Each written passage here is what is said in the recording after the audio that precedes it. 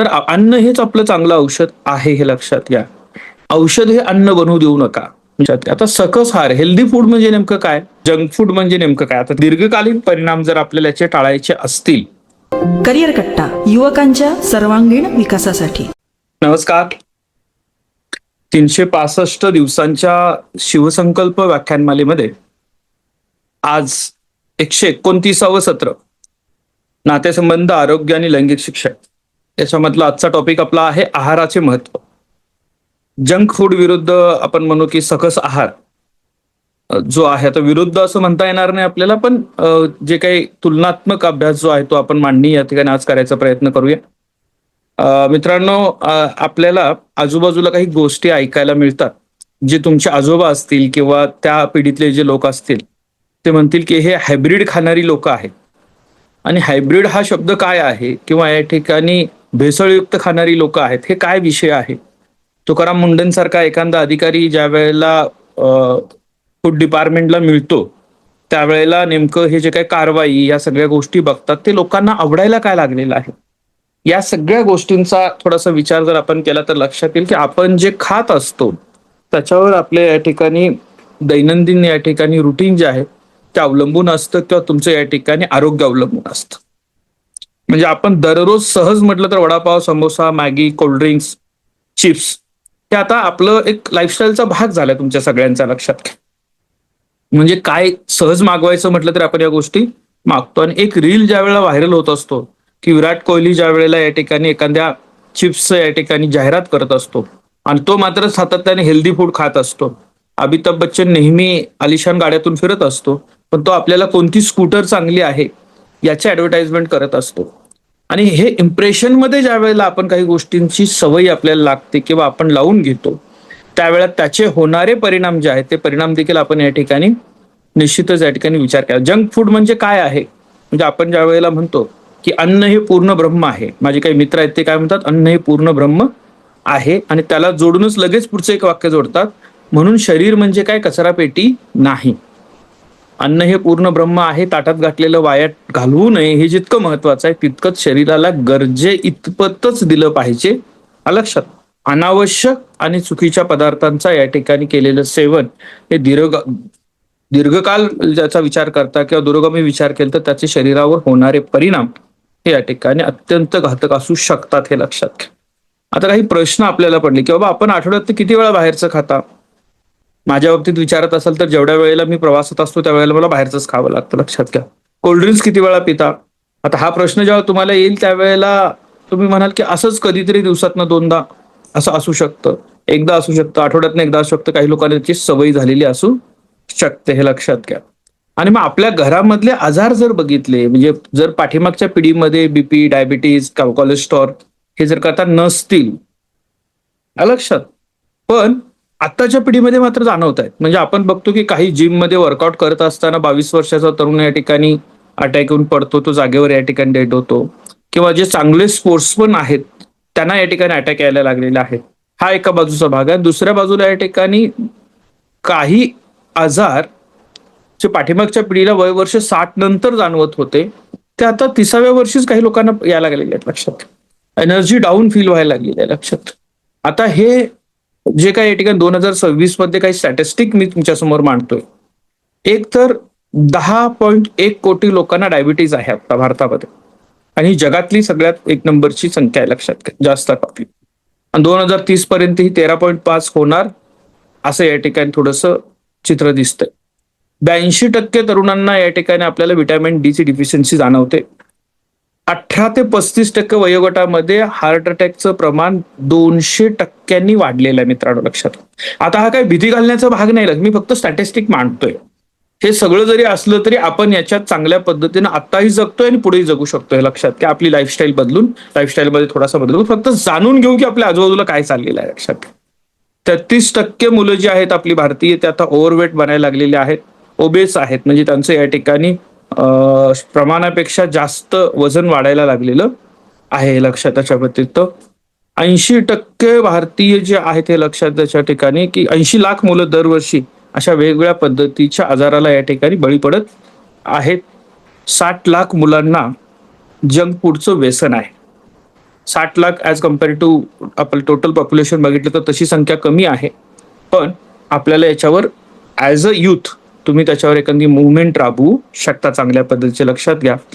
आणि 39% भारतीय असे आहेत की जे व्यायाम करतच नाहीत. त्यातल्या आपल्यात काही असू शकतात. आता आपल्यात जर तुम्ही करिअर संसदेचे पदाधिकारी असाल, मग तुम्ही जिल्हा नियोजन समितीचे सदस्य झाला असाल, तर आपलं दररोजचं 45 मिनिटाचं वर्कआउटचं एक 90 दिवस चाललं होतं. काहींनी ते कंटिन्युअस ठेवलेलं आहे, काही आता पुन्हा 15 जुलैपासून चालू करतील, हे लक्षात घ्या. पण आपल्याला काहीतरी एक ऍक्टिव्हिटी दररोजची आपल्याला असायला पाहिजे, लक्षात घ्या. ह्या सगळ्याच्या पाठीमागे काय आहे लक्षात घ्या. औषधं की चांगला आहार. तर नेहमीच आपण म्हणणार की आपल्याला चांगला आहार घ्यायचा, औषधाच्या जास्त नादाला लागायचं नाहीये त्याच्या बाबतीतनं. तर अन्न हेच आपलं चांगलं औषध आहे, हे लक्षात घ्या. औषध हे अन्न बनवू देऊ नका. म्हणजे काही लोकांचं बघितलं ना, आज सकाळी 5 गोळ्या, संध्याकाळी 5 गोळ्या, दुपारी 4 गोळ्या, अशा पद्धतीचे या ठिकाणी जेवतोय का गोळ्या खातोय, म्हणजे गोळ्या खातोय हेच दिसतं आपल्याला त्याच्यामध्ये. असं नाही दिसायला पाहिजे. त्यामुळे कमीत कमी औषध घेणं वाईट आहे काय, तर वाईट अजिबात नाही, पण ते प्रमाणापेक्षा जास्त असणं, त्याच्यावर या ठिकाणी अवलंबित्व वाढवणं आणि ज्या गोष्टी तुमच्या हातात आहेत तिकडे लक्ष न देणं, ते थोडंसं चुकीचं ठरू शकतं, हे लक्षात द्या. म्हणजे आहार म्हणजे काय. आता काही वेळा प्रश्न पडतात बघा, अरे करायचं कशासाठी, आपल्याला जेवणासाठी तर करतोय आपण. एक फेमस वाक्य असतं सगळ्यांच्याकडचं आलेलं, काय की आपण एवढं सगळं करतोय कशासाठी, जेवणासाठी. मग मनसोक्त जेवलं पाहिजे, मनसोक्त जेवायलाच पाहिजे. पण आपण महत्वाचं लक्षात घ्या, आहार म्हणजे फक्त पोट भरण्याचं साधन नाही, ते शरीराचं, मनाचं आणि जीवनाचं इंधन आहे. म्हणजे शरीराचं इंधन, मनाचं पोषण आणि जीवनाची ऊर्जा आहे, लक्षात घ्या. हे थोडंसं आपल्याला समजायला पाहिजे. 3 उद्देश आहेत आहाराचे. पहिला उद्देश एनर्जी, दिवसभराच्या कामासाठी एनर्जी मिळायला पाहिजे. ग्रोथ, शरीराची वाढ होण्यासाठी. आणि रिपेअर, जी काही झीज झालेली आहे शरीराची ती दुरुस्त होण्यासाठी. म्हणून आहाराची या ठिकाणी आपल्याला व्याख्या आहार असायला पाहिजे, लक्षात.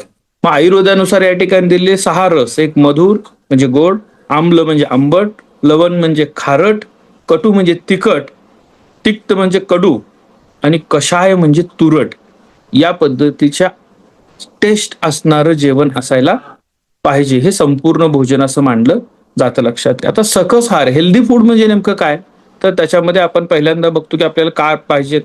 ऊर्जेचा मोस्ट इम्पॉर्टंट स्त्रोत तो असतो. शरीराच्या 60% कॅलरीज भात, गहू, ज्वारी, बाजरी, नाचणी याच्यामधनं पूर्ण होऊ शकतो.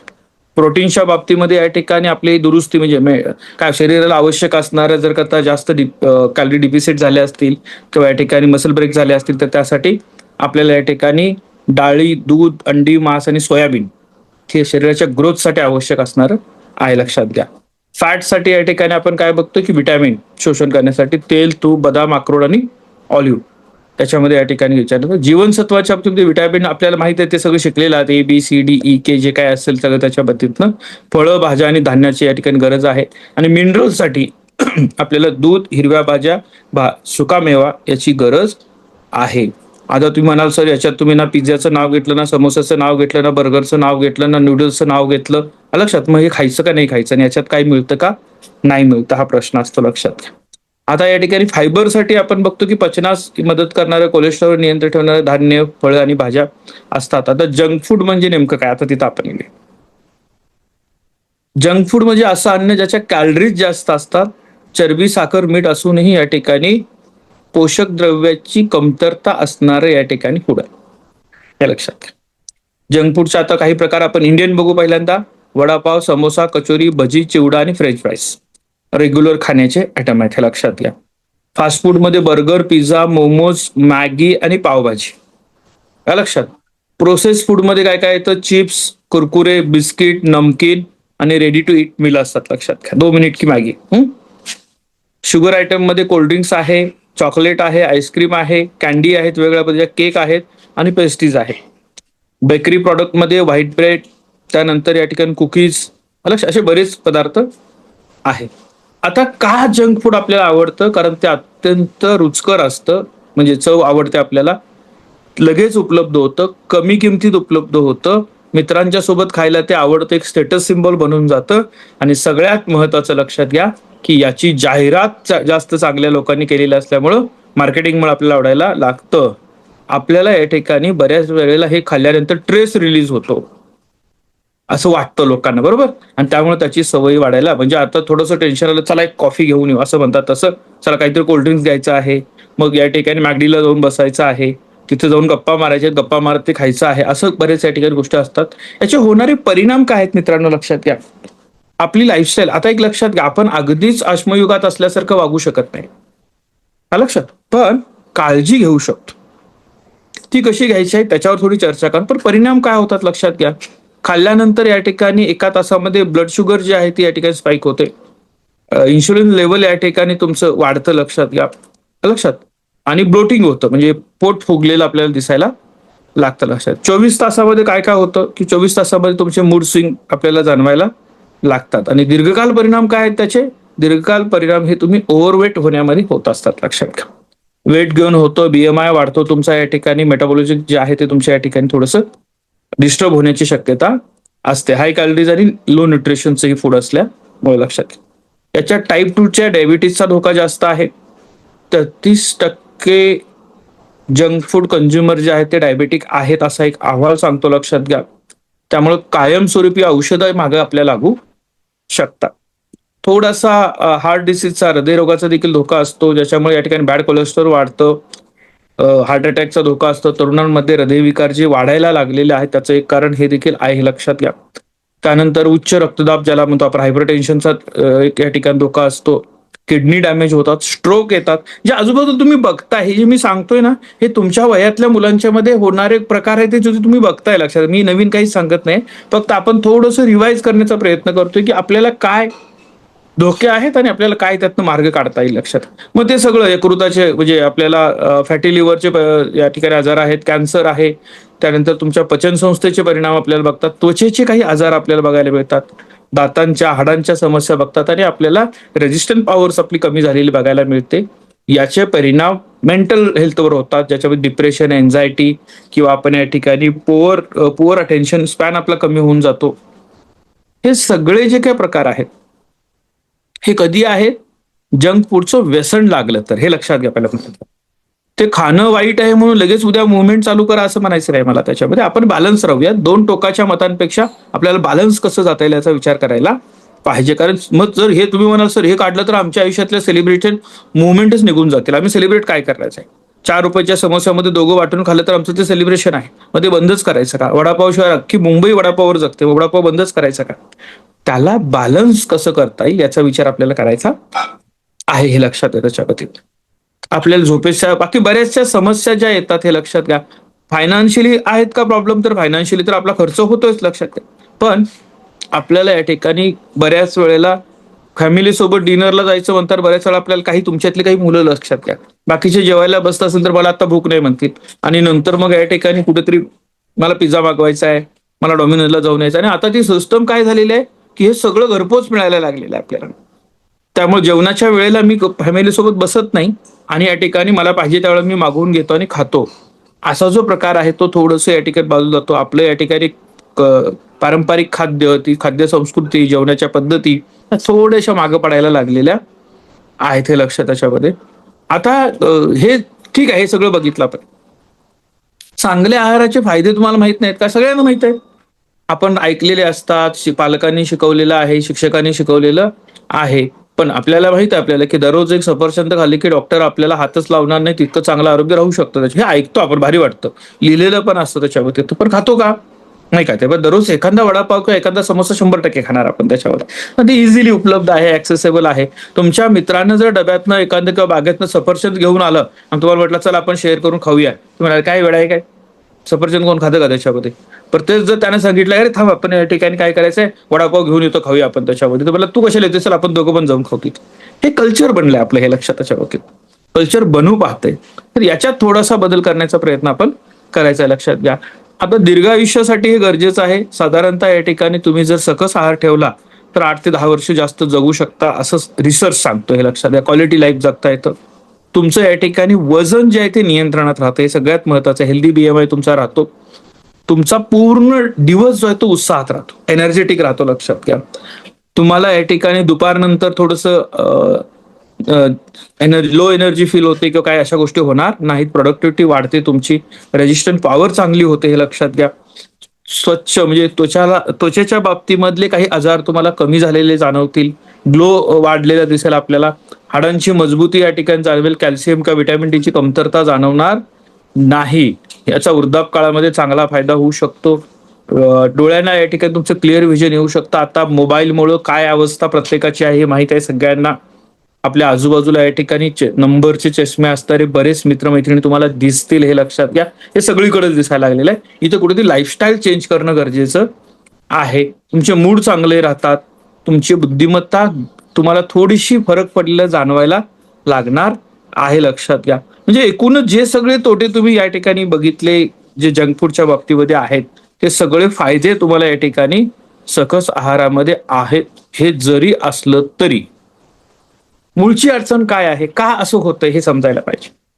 तर आपण काय केलेलं आहे की आपण काही स्टेटस सिम्बॉल बनवलेले आहे. म्हणजे कोल्ड्रिंक्स हा आपला या ठिकाणी स्टेटस सिम्बॉल झालेला आहे. पार्टी म्हटलं की आपण या ठिकाणी वडापाव, समोसा किंवा त्याच्या जरासं वरच्या लेवलला गेले की आपण या ठिकाणी पिझ्झा आणि बर्गर पर्यंत आलेलो आहोत, हे लक्षात घ्या. तुमच्या शेजारी एखादा मित्र आला आणि म्हटला तो की मी बर्गर आजपर्यंत खाल्लाच नाही, मला आवडत नाही, तर त्याला या ठिकाणी तुम्ही म्हणता अरे हा कुठला पाठीमागच्या काळात जगणार आहे, असं म्हटलं जातं, लक्षात त्याच्यावरती. त्यामुळे आपल्याला पहिल्यांदा हे समजून घ्यायचं आहे की दीर्घकालीन परिणाम जर आपल्याला याचे टाळायचे असतील तर नेमकं मी याचं कॅल्क्युलेटिव्ह, मी पुन्हा म्हणतो लक्षात आहे, कॅल्क्युलेटिव्ह मला मला बॅलन्स केला पाहिजे. मला या ठिकाणी तो मिसिंग आउट पण नाही झालं पाहिजे. म्हणजे माझ्या मित्रांच्या बरोबर मी नाही, मित्र मला टाळतायत असं पण नाही झालं पाहिजे. आणि आपल्या भागामध्ये असणारे या ठिकाणी अन्न जे आहे, सीझनल फूड जे आहेत, बऱ्याच वेळा या ठिकाणी त्या त्या सीझनमध्ये येणारी फळं जी आहेत ती खाणं गरजेचं असतं. आता लास्ट टाइम तुम्ही कुठलं फळ खाल्लं होतं टाकू शकाल का चॅटबॉक्समध्ये? किती दिवसापूर्वी खाल्लं होतं आणि कुठलं खाल्लं होतं? ज्यांना शक्य आहे त्यांनी टाकून द्या, लक्षात घ्या. ठीक आहे. तर या प्रश्नांच्या उत्तरामध्ये वेळ विचार करून तुम्हाला टाकायला लागेल, आठवायला लागेल. पण तुम्हाला विचारलं वडापाव कधी खाल्ला होता, कालचंच टाकाल किंवा आजचं सांगू शकाल, लक्षात घ्या. समोसा कधी खाल्ला होता तर तो डेली उपलब्ध आहे आपल्याला. कार्यक्रम जरी असला तरी आपण या ठिकाणी सहज समोसा चहा मागवला जातो. मी पण तुमच्या बरोबर ज्या वेळेला कॉलेजमध्ये असतो त्याच्यामध्ये तिथं तुमच्याबरोबर मी खात असतो, लक्षात आहे. पण त्याचा अतिरेक टाळता येईल का आपल्याला, याचा विचार आपल्याला करायचा आहे, लक्षात त्याच्या बाबतीतनं. आणि एक लक्षात घ्या मित्रांनो की आपण थोडस याचा विचार करा, आपल्याला जगायचं कसं आहे. आपल्याला जगायचं कसं आहे याचा अर्थ काय म्हणतो मी, लक्षात घ्या. एक इन्व्हेस्टमेंट कंपनीची हिस्ट्री मी तुम्हाला मागे एकदा सांगितली, ती गोष्ट मी परत सांगतो, लक्षात घ्या. 10,000 कोटीचा अग्रीमेंट करण्यासाठी दोन कंपनीचे बॉस एकत्र येणार होते. एक टीम पोहोचली, दुसरी टीम थोडी उशिरा आली आणि मग तो प्रेझेंटेशन देत होता व्यक्ती. ती व्यक्ती प्रेझेंटेशन देत असताना ती थोडीशी वजन जास्त होतं, पोट पुढं आलेलं होतं जास्त, आणि ती व्यक्ती प्रेझेंटेशन देत होती आणि समोरच्या टीम मधली महत्वाची त्यांची व्यक्ती त्यांच्या पोटाकडेच बघत होती सारखं. मग त्याला थोडंसं ते नाही आवडलं. त्यांनी मध्येच प्रेझेंटेशन थांबवलं. अरे म्हटलं मी माझे बिझनेस प्लॅन सांगतोय, 10,000 कोटी तुम्ही इन्व्हेस्ट करणार कसं ते सांगतोय आणि तुमचे लोक फक्त माझ्या पोटाकडेच बघतायत त्याच्या बाबतीतनं. तर त्यांनी सांगितलं साहेब तुम्ही 10,000 कोटी इन्व्हेस्ट करायला सांगताय, पुढच्या 20 वर्षाचं प्लॅनिंग सांगताय, तर तुमचं पोट आणि तुमची तब्येत बिघडल्यानंतर वाईट वाटून घेऊ नका, पण 5 वर्षाची पण तुमची गॅरंटी आम्हाला वाटण झाली. आलं लक्षात. आता असं जर या ठिकाणी तुम्हाला कुणी म्हटलं तर ते आवडेल का तुम्हाला? त्याचा विचार करा, अरे हे माझ्या बाबतीत असं नाही झालं पाहिजे असं वाटतं आपल्याला सगळं त्याच्यामध्ये. त्यामुळे तुम्हाला तुमचं हेल्दी लाईफ जगण्यासाठी याचा विचार करावा लागेल. त्याचे होणारे परिणाम फार खतरनाक आहेत, हे लक्षात घ्या. म्हणजे तुमचा फिजिकल फिटनेस कमी होतो, तुमची प्रजनन क्षमता कमी व्हायला लागलेली आहे, तुमचा या ठिकाणी फिटनेस कमी, हे सगळ्या गोष्टी, हे सगळं बघताय तुम्ही आजूबाजूला. आपण म्हणतोय लगेच हे सगळे चर्चा कुठं करताय तुम्ही? एक पिझ्झा 6 जणांच्या मध्ये वाटून खात असताना याची चर्चा करताय. हा फरक समजून घ्या मित्रांनो. हे तुम्हाला सांगणारे आजूबाजूला आहेत, याच्यावर तुमचे या ठिकाणी रील्स येतात, त्याच्यामध्ये तुम्हाला या ठिकाणी व्हिडिओ बघितलेले आहेत, हे सगळं तुमच्या, पण तुम्ही करतोय काय आपण, तर त्याला प्लॅन ऑफ ऍक्शन महत्वाचा असतो, जो करिअर कट्टा देतोय, लक्षात. करिअर कट्ट्याच्या प्लॅन ऑफ ऍक्शन मध्ये आपण काय घेतलेले, आता आपण जेवणावर आलेलो नाही, कारण जेवण हा प्रत्येकाचा भाग आहे, लक्षात घ्या. काही विद्यार्थी मित्र आपले असेच आहेत, लक्षात घ्या, की कॉलेजला येताना डबा आणलेला नसतो, दुपारच्या जेवणाच्या वेळेला मिळालेला एखादा वडापाव हेच त्याचं जेवण असतं, घरी पोहोचेपर्यंत त्याला दुसरं काही मिळत नसतं. हे अगदी खरं आहे, हे वास्तव आपण स्वीकारूया, हे लक्षात घ्या. हे जितकं खरं आहे तितकंच महत्वाचं आहे, लक्षात घ्या, की आपल्याला घरातनं आणलेली चपाती भाजी गोड लागायला पाहिजे, मित्रांच्या मध्ये या सवयी लागल्या पाहिजेत, आणि हे ग्रुपमध्ये बनलं पाहिजे. आपल्याला टाळता येईल का? दररोज खातोय ते आठवड्यात एकदा खाऊया, कमी करता येईल का आपल्याला? आपला उद्दिष्ट काय ठेवायचं? वजन आणि उंची माझी मॅनेज झाले पाहिजे. अगदी कमी वजन पण नको, लक्षात घ्या. म्हणजे तुम्ही एखादा संकल्प असा केला पाहिजे की दर 6 महिन्याला 1 बॉटल ब्लड मला डोनेट करता आलं पाहिजे. हा संकल्प. हे इतकं सोपं नाही मित्रांनो, लक्षात घ्या. यासाठी तुमचा फिजिकल फिटनेस चांगला असणं गरजेचं आहे. यासाठी तुमचं वजन मेंटेन असणं, म्हणजे 50 पेक्षा कमी वजन असेल तर तुम्हाला तुमच्याकडून घेतलं जातं का? नाही घेतलं जात. तुम्हाला कोणते आजार असलेलं घेतलं जातं का? अजिबात घेतलं जात नाही. एक सामाजिक उद्दिष्ट जर तुम्ही ठेवलं की मला दर 6 महिन्याला 1 बॉटल ब्लड डोनेट करायचं आहे, त्या व्हिडिओला थोडंसं दुर्लक्षित करा. जे म्हणतात ना, 1 बॉटल ब्लड तुम्ही डोनेट केलं तर याच्यावर 1, 2, 3 ही लोक किती कमवतात, काय करतात, हे त्यांचा प्रश्न आहे, सोडून द्या त्याच्यात. पण ती गरज आहे. आणि जर या करायचं म्हणून ठरवलं तर आपला फायदा काय होईल की मग आपल्याला काळजी घ्यावी लागेल की मला ओव्हरवेट बनून नाही चालणार आहे, मला या ठिकाणी माझ्या शरीराची काळजी घेतली पाहिजे, मला तंदुरुस्त राहायला पाहिजे. टार्गेट असू शकतं का? तर असू शकतं. पहिल्यांदा या ठिकाणी सक्षम शरीर असलं पाहिजे. विवेकानंदांना ज्या वेळेला आपण धर्मप्रसारासाठी मांडलं जातं, ते तरुणांसाठी प्रेरणास्थान म्हणून बघितलं जातं, त्यावेळेला त्यांच्या विचारांमधला एक महत्वाचा विचार जे ते मांडतात, लक्षात घ्या, जगातल्या कोणत्याही धर्मग्रंथांना या ठिकाणी समजून घेण्यातनं जगणं जेवढं समजणार नाही, त्याच्यापेक्षा जास्त जगणं तुम्हाला फुटबॉल सारखा किंवा कुठलाही एखादा खेळ खेळल्यानंतर समजू शकतं. म्हणजे त्यांचं म्हणणं काय की तुम्ही पहिल्यांदा फिजिकली फिट राहिलं पाहिजे. शारीरिक सक्षम तुम्ही असाल तर या ठिकाणी तुमची मानसिकता या ठिकाणी स्ट्रॉंग राहते. मानसिकता स्ट्रॉंग असेल तर तुमच्याकडनं चांगल्या गोष्टी घडू शकतात, हे लक्षात. म्हणजे जर करता एक लक्षात घ्या की कुठल्याही पद्धतीची मुवमेंट न घेता, कुणी अशी चळवळ झाली का कधी? चला, गुटखा खायला लागायची चळवळ, वर्गावर्गात जाऊन या ठिकाणी सांगा, गावागाव सांगितलं का कुणी? कुणीच नाही सांगितलं, पण ते गावागावात दुर्दैवानं पोहोचलेलं आहे. दारूच्या व्यसनाच्या बाबतीत कधी चळवळ झाली का? कधीच नाही. त्याच्या विरोधात चळवते, पण गावागावात पोहोचलेलं आहे, लक्षात ठेवा. पण आपल्याला जर असं सांगायचं असेल तर करिअर कट्ट्यामध्ये ते सांगावं लागतं की दररोज 40 मिनिटं तुला चालायला पाहिजे, पळायला पाहिजे, वाचायला पाहिजे, दररोज हे सांगावं लागतं. हा लक्षात. त्याला डायरीमध्ये लिहून सांगावं लागतं आणि त्यातनंच मधनं कोणतरी विचारतं, सर हे का करायचं, याला 2 क्रेडिट मिळणार आहेत का, याचं सर्टिफिकेट मिळणार आहे का? हा लक्षात. प्रत्येक ठिकाणी याचं कनेक्शन लावून चालेल का आपल्याला? त्यामुळे मित्रांनो, आजच्या सत्राचा ज्यावेळेला आपण विचार करतो त्यावेळेला आपलं आहाराचं प्लॅनिंग हे उत्तम असायला पाहिजे. त्याचं प्लॅनिंग पण आपल्याला बनवता येईल. AI ची मदत घ्या, उपलब्ध साधन सामग्रीचा विचार करा, त्याच्या बाबतीतनं त्याचं डिसिप्लिन लाईफ असायला पाहिजे. तुमच्या खाण्यापिण्याच्या बाबतीमध्ये, झोपेच्या बाबतीमध्ये चॅलेंजेस आयुष्यामध्ये कितीही येऊ देत, लक्षात घ्या, ते सक्षमपणे हाताळण्यासाठी तुम्ही तयार असायला पाहिजे. त्यामुळे तुमच्या लाईफस्टाईलचा तो भाग झाला पाहिजे. आपल्याला टाइम टेबल बनवता येईल का? तुम्हाला पहिल्यांदा समजून घ्या की तुम्हाला सवय लागलेली आहे का जंक फूडची. तुम्हाला जर त्याची सवय लागली असेल, हॅबिट झाला असेल, तर मग कॅलेंडर बनवा की आठवड्यातनं, आता मी दररोज खातोय तर आठवड्यातनं एकदा घेईन, लक्षात. आठवड्यातनं एकदा होतोय तर महिन्यातनं एकदा घेईन. आउटडेटेड ठरू नका, पाठीमागे जाऊ नका. तुम्हाला वाटतं याचा आस्वाद घ्यायचा तर आस्वाद घ्या, पण ती चवीपुरता असावा. शरीरावर जास्त परिणाम करणारा, वाईट परिणाम होणारे असू नाहीत, हे लक्षात त्याच्या बाबतीतनं. तर मी जास्त म्हणजे तुम्हाला ते प्रवचन टाईप वाटायला नको म्हणून मी हे टाळतोय की हे खा, एवढ्या वाजता खा, तेवढ्या वाजता खा, हे न सांगता तुमच्या प्रत्येकाच्या शरीराची गरज वेगळी आहे, तुमच्या प्रत्येकाच्या आवडीनिवडी वेगळ्या आहेत. फक्त तुम्ही एक काम करा, हे सगळं वेगळ्या पद्धतीने देता येईल का? म्हणजे पाणीपुरी खाऊच नका असं म्हटलं तर कसं वाटेल? जरा वाईट वाटेल. पण मिलेट पाणीपुरी खा म्हटल्यानंतर कसं वाटेल? त्याच्यामध्ये कडधान्यांपासून बनवणारं पाणीपुरी ते आवडीने खाल. घरचेच सांगतील तुम्हाला दररोज या ठिकाणी, दररोज जाऊन मिलेट पाणीपुरी खा, मिलेट चाट खा. त्याच्यामध्ये बारामतीच्या फुडटेक डिपार्टमेंटनं मिलेटचे असे या ठिकाणी प्रोडक्ट बनवलेले आहेत. ज्या मुलांना व्यवसाय करायचा आहे कुठल्याही ठिकाणी, लक्षात घ्या, तर त्यांना या पद्धतीच्या गोष्टी आपण देऊ शकतो. आता जर एवढे सगळे प्रॉब्लेम मी तुम्हाला सांगितले, तुमच्यातल्या अर्धा मुलांनी म्हटलं पाहिजे, सर पिझ्झाला प्रॉब्लेम, मी असं फूड पदार्थ एक बनवून देतो जो त्यासारखा दिसेल, त्यासारखा असेल, पण या ठिकाणी जे काही पारंपरिक खाद्यपदार्थामध्ये या ठिकाणी न्यूट्रिशन व्हॅल्यू मेंटेन केले जातात त्या मेंटेन करण्याचा प्रयत्न करू. प्रॉब्लेमवर सोल्युशन आणि तिथं बिझनेस आहे, लक्षात. हे सगळं जे मांडलं मी, ते मांडण्यापाठीमागचं कारण काय त्याच्यामध्ये, याला अल्टरनेटिव्ह शोधूया, लक्षात. फ्रेंच फ्राईज मुलं खाणारच आहेत, वडापाव खाणारच आहेत. मग तो वडापाव या ठिकाणी आपल्याला, मला वाटतं बारामतीच कोणी आहे का आता जॉईन केलेलं फूडटेक डिपार्टमेंटचं? ठीक आहे. तर त्यांनी काळा वडा बनवला होता. काळा वडा म्हणजे काय? त्यांनी नाचणीच्या पिठाचा वडा बनवला आणि तो हेल्दी होता, पण तो जळाला. ठीक आहे. त्यामुळे थोडा वेळ चालला नाही त्याच्यामध्ये, पण त्या मुलांनी वेगळी जाहिरात करू.